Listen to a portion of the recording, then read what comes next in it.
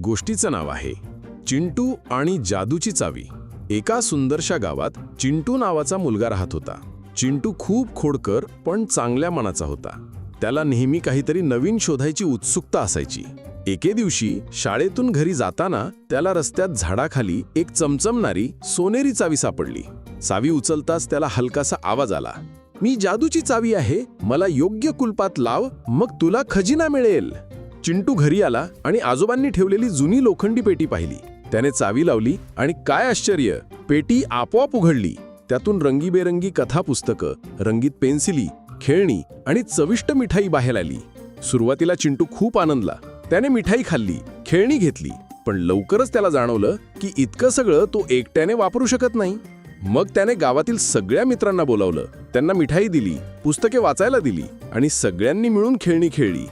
गावात आनंदाचे वातावरण तयार झाले. मुले रोज संध्याकाळी चिंटूकडे जमू लागली. चावीमुळे त्यांना दररोज नवनवीन गोष्टी मिळू लागल्या. कधी रंगीत फुगे, कधी गोष्टींची पुस्तकं, तर कधी गोड लाडू. हळूहळू सगळ्या गावाला समजलं की खरी जादू चावीमध्ये नसून आनंद वाटण्यात आहे.